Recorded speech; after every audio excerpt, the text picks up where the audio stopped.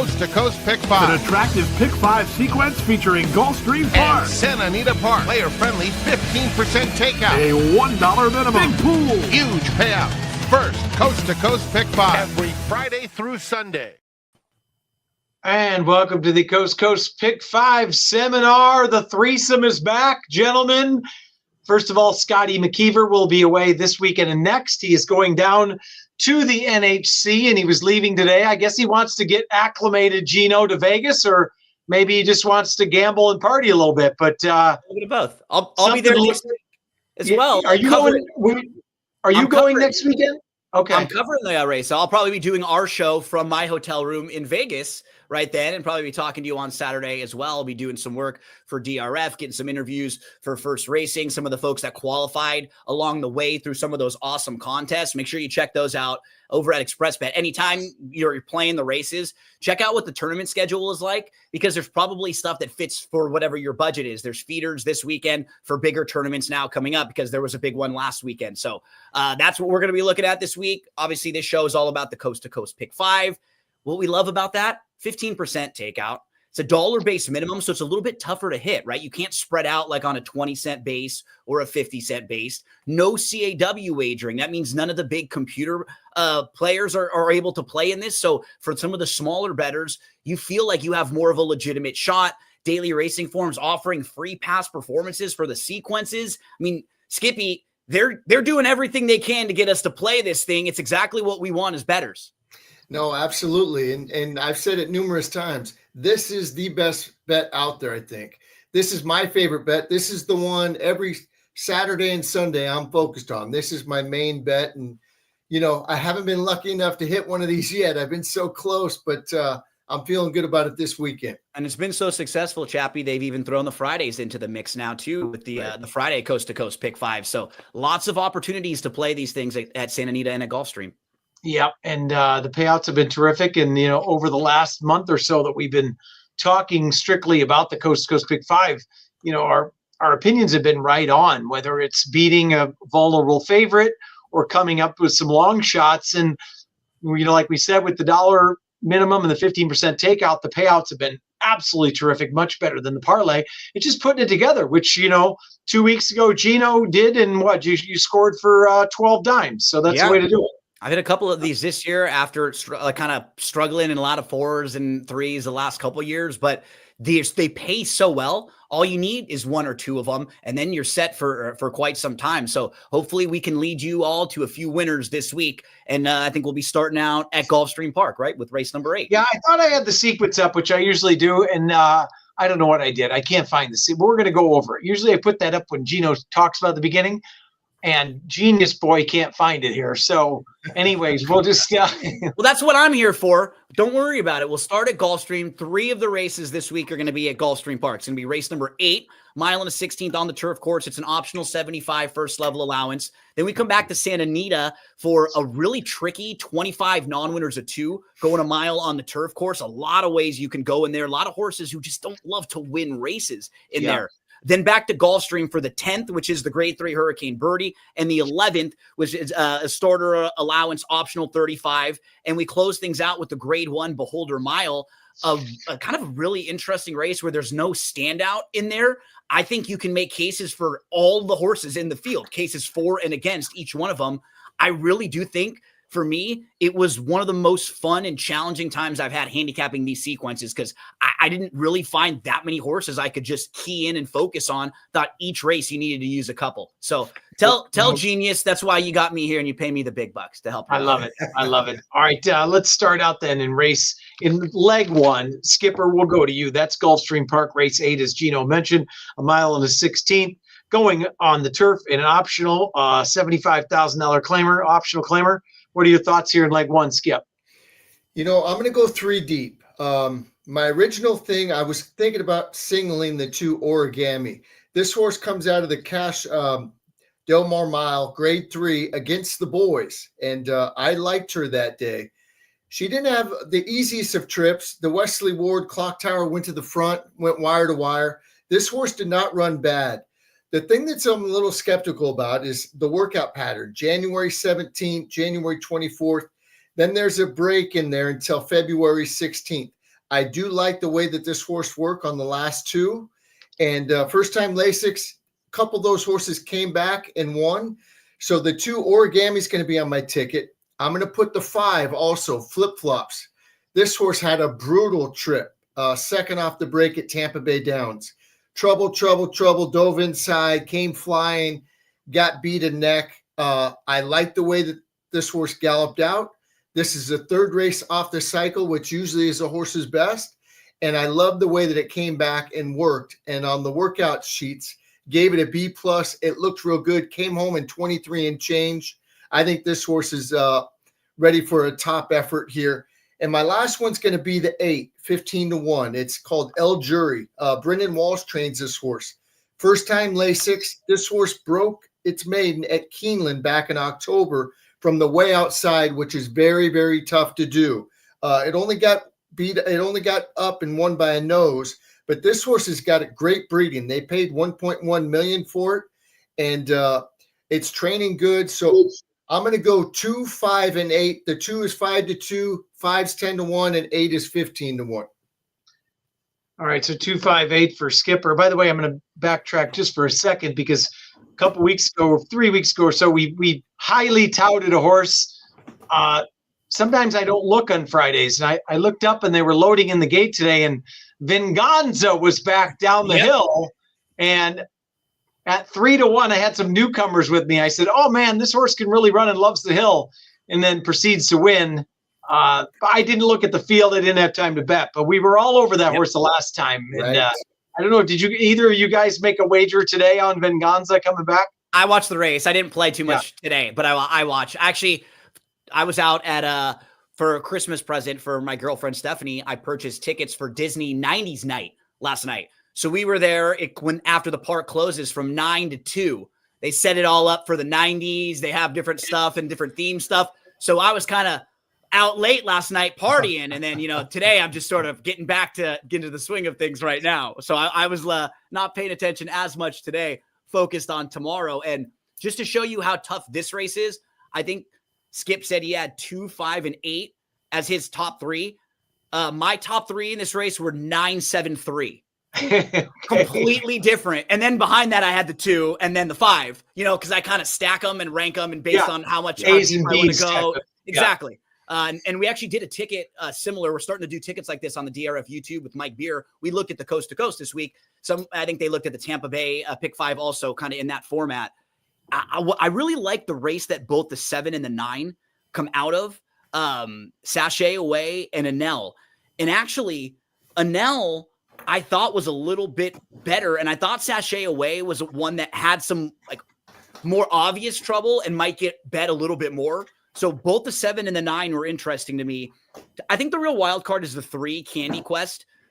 Both of those races are good, and her dam one going long on the turf. She's a half sibling to a horse whose stakes place going long on the turf.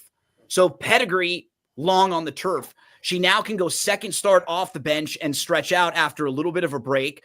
She was traveling well. She was just behind the leaders. She was kind of waiting for room. She was really unlucky chasing a lone speed winner that day. She's So Spicy. I think the race was a little bit better than it might look on paper. So those were 3 that'll definitely be in the mix for me. Depends on how deep I wanted to go. The 2 is probably going to be on most of my tickets as well. Origami, who Skippy was mentioning, gets Lasix for the first time also. That was a good effort. First time in the U.S. for Jack Sisterson. So not the easiest way to start here. I think people will be spreading out and using at least 3 or 4 horses in this race.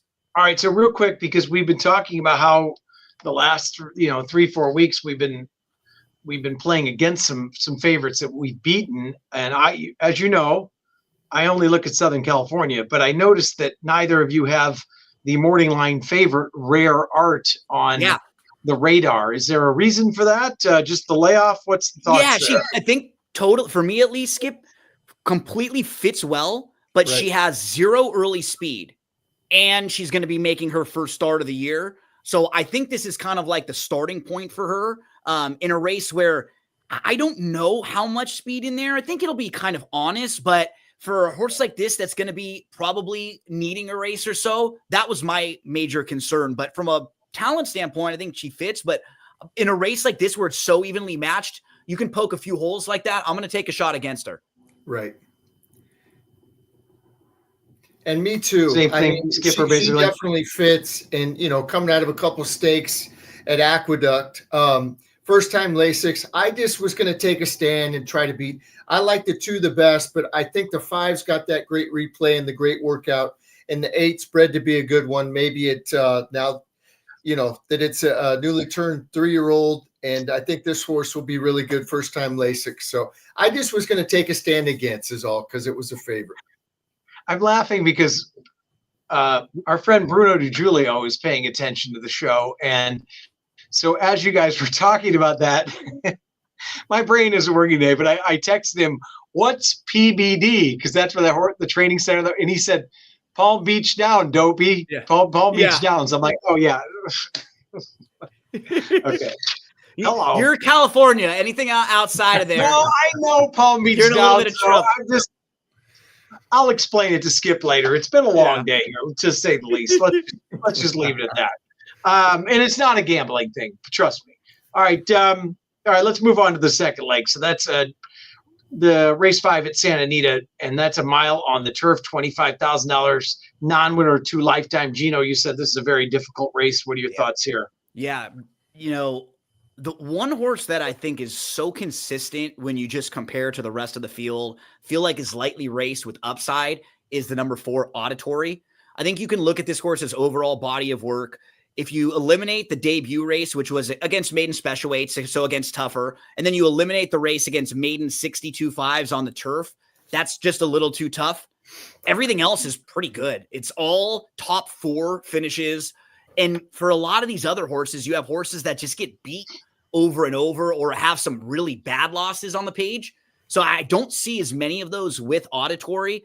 Absolutely going to be a use for me. It's kind of inside behind the heavy favorite. This gal had to wait, lost some positioning, lost some momentum, got through, stayed on the inside and got right back into it. Was just a clear-cut second that day. And I thought it was a pretty good effort. It was actually behind the horse who kept her in traffic.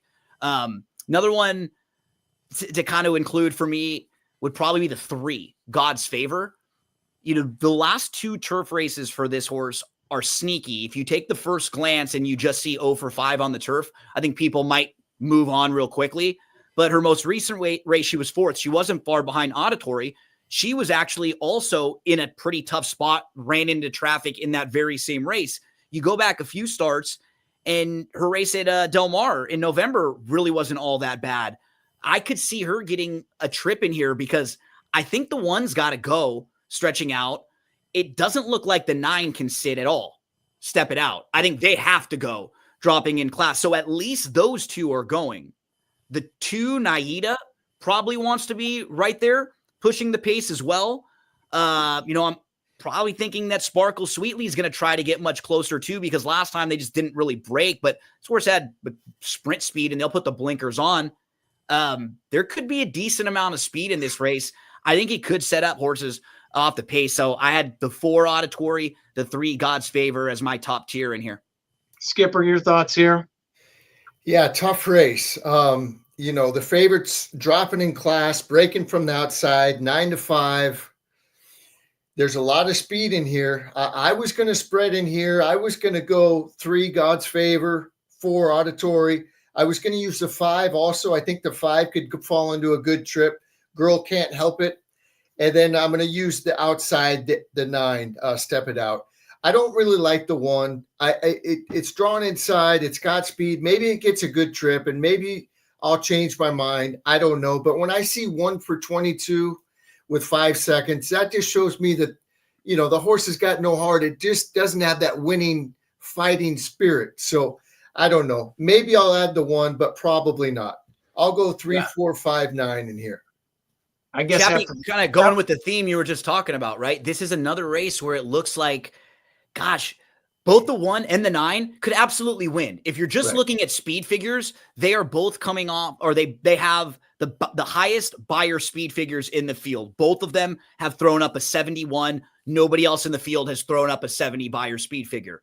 But they both look really vulnerable, or you could make real cases that they get beat in here, because I tried to point out all the possible speeds. So there are versions of this race where 3 or 4 horses are going. And while the 9 is dropping to a career low level, has a co-top buyer, has the early speed, all positives. She's only hit the board once in her 7 US starts, and she just seems really one-dimensional.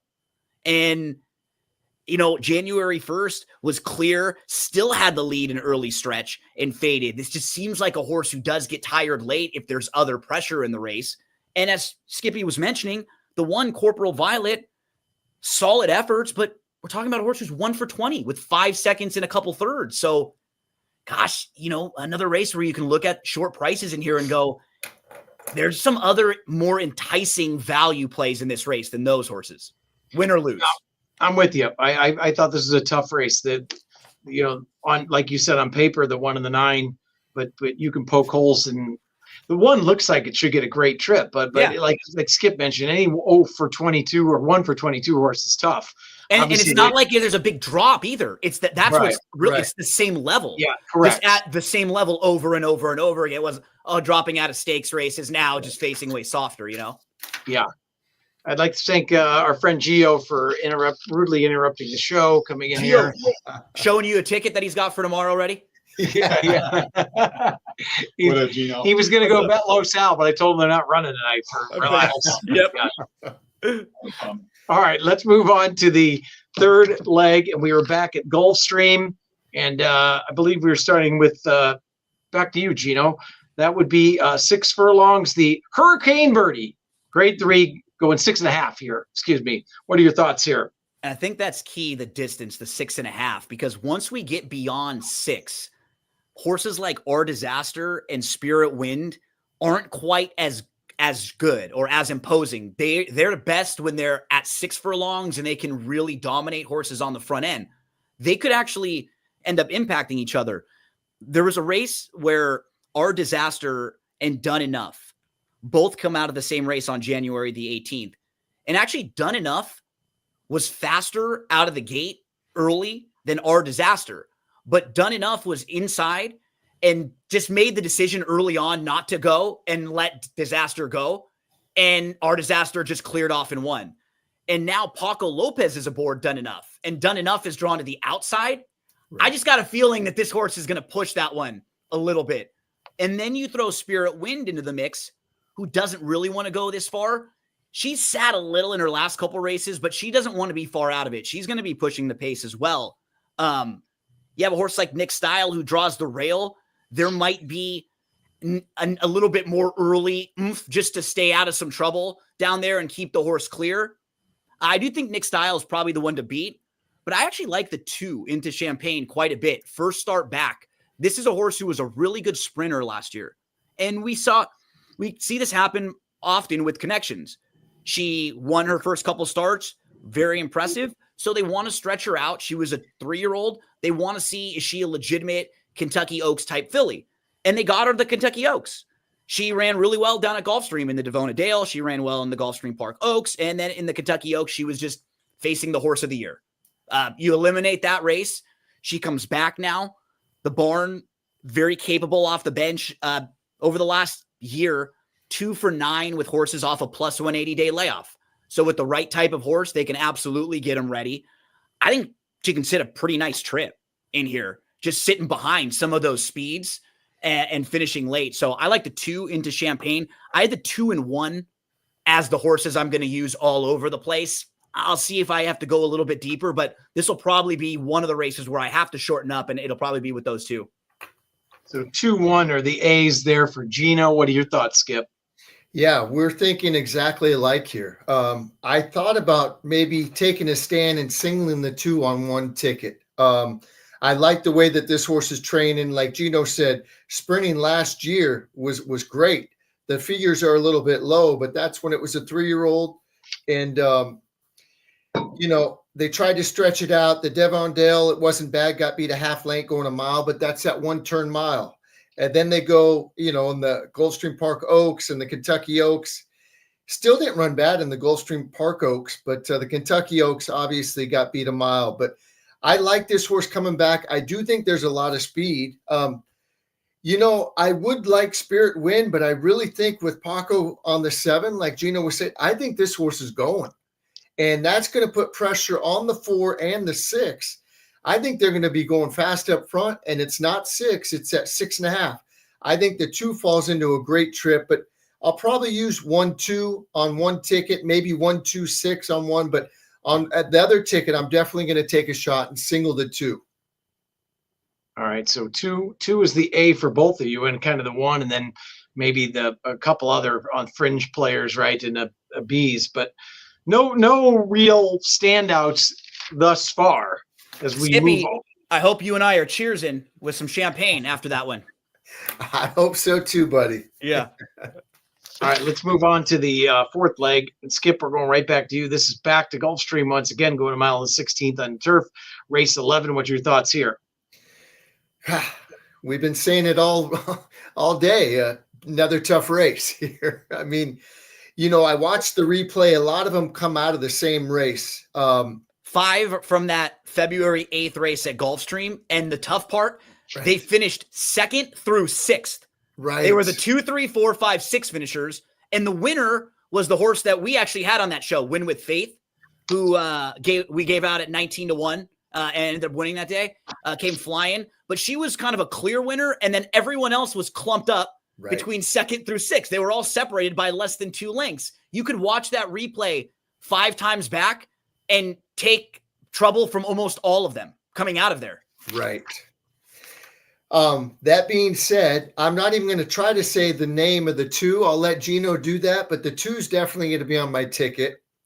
That horse had trouble on the turn, ran a good race. I love the trainer change when it went from the 7% trainer to Oscar Gonzalez. That was the first race off the break, came back to work good.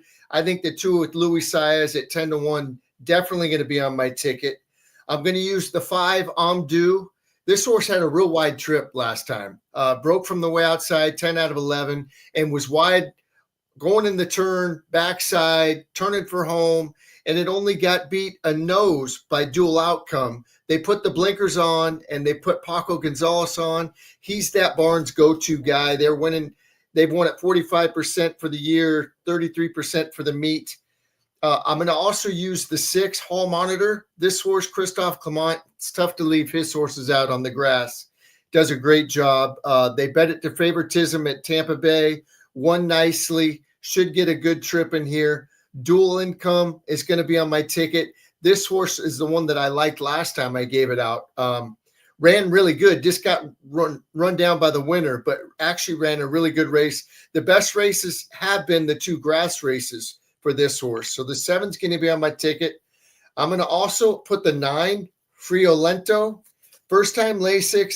This horse, they stretched out. They put it back on the grass and ran pretty good. That was a pretty good time. The horse that ran 2nd came back to win. That's going to be on my ticket. And my sneaky one I'm going to put in is the 12. The 12 is stretching out. I like the breeding. And I'm telling you what, this horse will be in front. I don't know for how long, but it will be in front. The thing that scares me is, Big Boy Jack, the 3 with Jaramillo on it. He's usually a speed jock. If that horse wasn't in here, I would like the 12. I'm putting the 12 on the ticket anyways, just because I know it's going to be in front. Maybe he could catch a breather and surprise him. So I'm spreading. I'm going to go 2, 5, 6, 7, 9, and 12. And Il Alchemista would be. Okay. Good. I'm glad you said it, not me, chap. Nicely done. There you go. Thank you. Thank you very much. Thank you very little. Gino, he skipped spreading here. Another tough race. What are your thoughts? I've got a lot of the same horses that he does. The 12 for sure is on the ticket. He pointed out the breeding. 2 winning turf siblings. One of them won at 7.5 on the turf. The other one long on the turf. So this horse, if he can get the lead from out there, he could be okay going longer on the grass. The 4 is a horse that Skip didn't mention. I think it's a little bit interesting. Sugar Buzz. So this horse is 3 races going long on the grass. 2nd, running really well at 28-1 in a maiden special rate race at Woodbine. Then 2nd, beating the neck against maiden 50 claimers. And then a win last time out when facing lower maiden 35 claimers. So those 3 races going a mile on the grass are very good. So horse could get a trip if they go fast. If the 12 gets pushed by Big Boy Jack, sets it up, and they're going a little too fast early on. then I think Sugar Buzz could actually get a really nice trip. The last 5 years, this barn first started off the claim, 17%, $2.63 ROI. And the races are pretty impressive visually when you watch them. Horse was close up, was in a little bit of traffic, had to take back a little bit, then moved up with dead aim at the top of the lane, kind of got bumped by the rival to the inside, got caught on the wire. That was 2 back. Last time just got up with the momentum. So Sugar Buzz for me, the 12 in the mix. Skip mentioned the 6 Hall Monitor.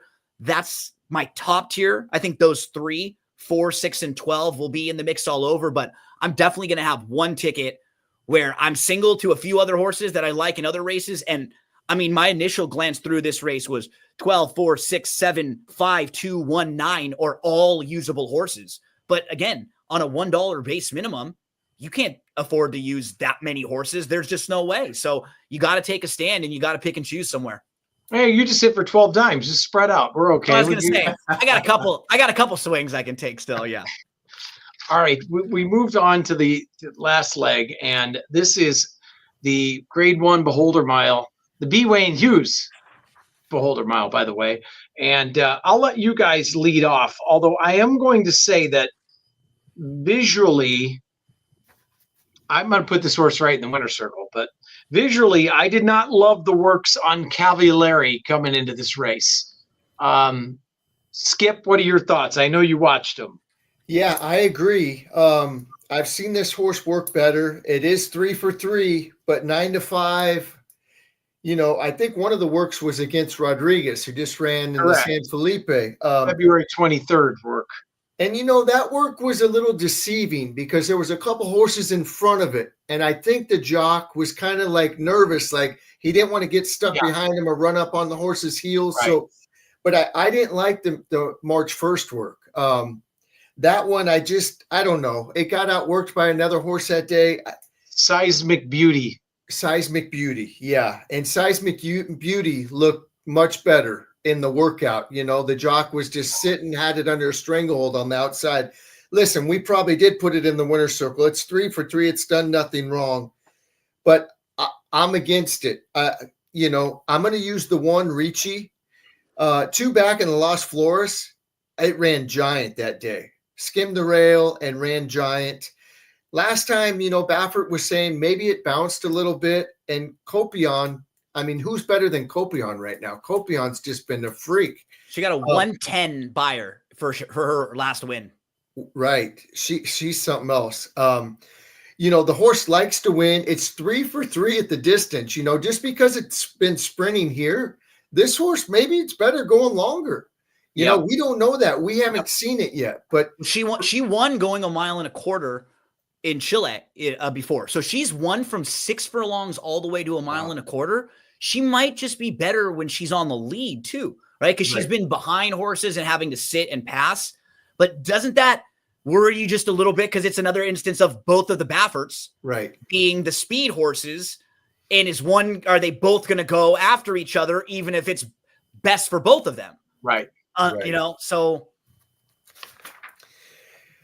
Well, I tell you what, you know, Tarifa, the 5 horse, Pratt gets off. Money Mike Smith jumps aboard. I know it's coming off a break since November, or, you know, the end of November.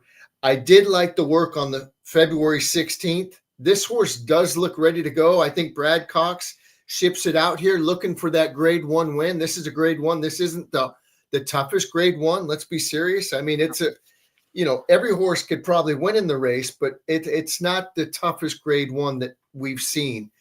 I got to put the 5 on the ticket. So 1, I might put the 2. They said Amos said he did a little throat surgery. And this horse has been really good coming back. It won by 4 3/4 lengths at Fairgrounds, and it shipped it over to Houston. Sam Houston didn't run bad, got beat 3/4 of a length. Cavalieri, I don't know what I'm going to do, if I'm going to use or not. I'm definitely using the 1, 2, and 5, and I might just go 1, 2, 3, 5 because we probably put Cavalieri in the winner's circle, like Chap said. And if I can, I absolutely love the 4. I think the 4 is going to run a big race, Ultimate Authority at a big price, which is why this sequence is tough because Skip just went and made a case for all of the other horses in the race. And I'm going to try to sell you on the 4 right now. Chappie, you know I like to do the old race by race. And this is a horse who you can start in career race number 1 in 2023 at Del Mar, sprinting on the dirt. Who did she lose to? Copian, who we just talked about. The very, very nice filly. And that race was sprinting. She also had legitimate trouble in that race, Ultimate Authority. Second start, she stretches out to a mile. She runs a bang-up race. She's second. She runs a 90 by her speed figure. Comes back in her third start, and she breaks her maiden. Again, runs a 90. In her fourth start, she's in the Santa Isabel, and that was a race in March of 2024. But following that race, she's off till November. So something goes wrong because she's off on a long, long layoff, 8.5 months off. By the way, in that race, she loses to Kinza, who earned a 95 by her, winning that race. She was awesome at that time. Following the layoff, Ultimate Authority shows up in a race that she's going to need. It's her first start back after 8.5 months. She runs into Accuracy. Accuracy had just won her second race in a row, and she won races with a 107 and then a 95 by her in back-to-back races. This filly ran into 3 of the biggest producing speed figure fillies in the last year. And she was really unlucky who she kept running into.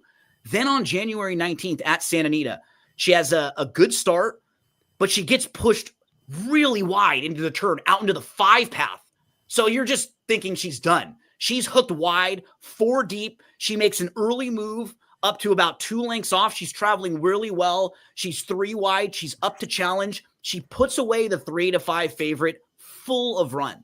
And now she's going to go third start back after the long, long layoff. If you're just looking at her speed figures, they are not far off most of this field.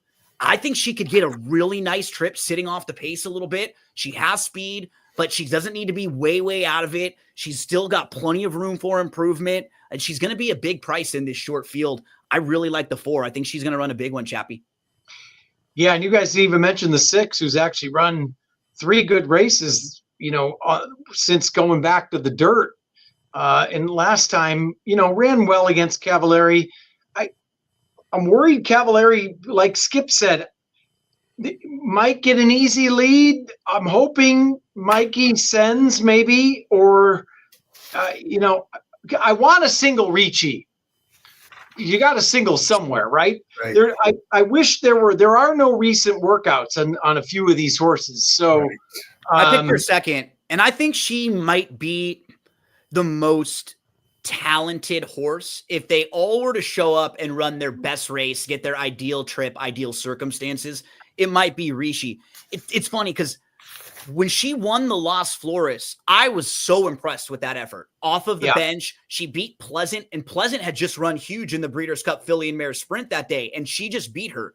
And so initially in the Santa Monica, I was a little disappointed in that effort because I was expecting more. But then when the race came back and you saw how fast it was, and it's like, oh, she still ran better than she did in her prior race, even in finishing third and being well defeated. So I wasn't so hard on her as I saw that race come back way, way faster than initially I might have thought it was. So yeah, I had her second. And then we kind of talked a little bit about Tarifa, who she feels like, last year she wasn't really a grade 1 type horse. She was a cup below. She had a cup of coffee in grade 1. She lost to Torpedo Anna, but you look at her form overall.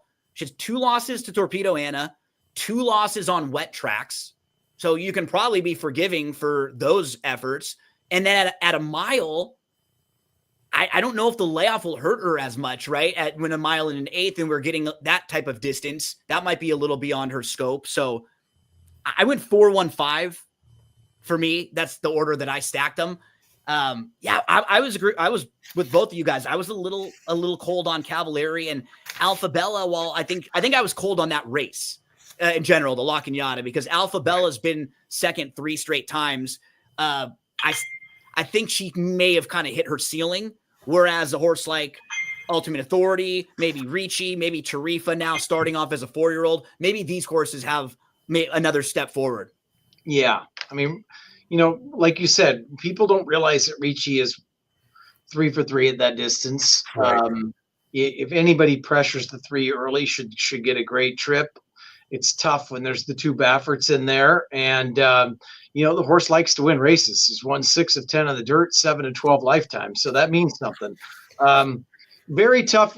Another thing too, it's been nice the last couple of weeks to see some of these shippers in here with Hoosier Philly coming in for Tom Amos, Tarifa coming in for Brad Cox. Last weekend, we just mentioned the shippers that we figured would dominate, who did and looked monstrous in that race. So good to see some new blood in some of these stakes races out here as well. Yeah, I think I read an article too about how ship and win money is going to be big for Del Mar coming up. So hopefully they want to keep bringing the horses out to Southern California. We love to have you anytime you want to come. The weather's great. So come on out here anytime, and make sure before you do, you head to shop.drf.com. We have a pretty cool promotion going on right now over there. It's going to start in a few weeks. They have a Road to the Derby package.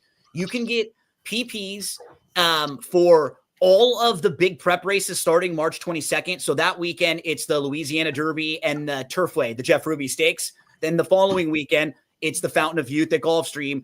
It's the Arkansas Derby at Oaklawn Park. Then the weekend after that, we'll have Santa Anita, Keeneland, Aqueduct. They all have their big weekends. So if you buy this package, you get the past performances for all of those days. You get Clocker reports for the Santa Anita Derby, Clocker reports for Gulfstream, Florida Derby, and then all the way up to the Oaks and the Derby. They'll give you all of this stuff. It's a pretty cool deal. Don't forget about the Pick'em contest, pick'em.santanita.com every Saturday, Sunday, $500 for free.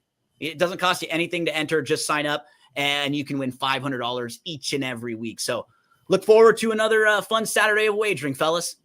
No doubt. Should be a great weekend. And like we said, these payouts have been terrific. And just a reminder, once again, tomorrow, both days, Saturday and Sunday, there are 11 races. The difference being tomorrow, first post is noon. Sunday, we spring forward. Right. So it's 12:30 first post on Sunday. So I know we've been juggling the post times a little bit around here. But it's a good problem when we have a lot of horses and a lot of races, though, right? No doubt. Right. No doubt. Yeah. And people have been complaining about the prices. There were plenty of prices galore today, by the way. The payouts all day long were terrific. So, and the payouts all along in the coast to coast have been unbelievable. Like we said, much better than the parlay. And the no retail retail wagering has been terrific. So, all right. Catch us tomorrow morning on the Morning Light Sports Show, 8 a.m. to 9 a.m. Pacific time. Gentlemen, for Gino and Skippy, I'm Chappie. Good luck, everybody. We'll see you next week. Thanks.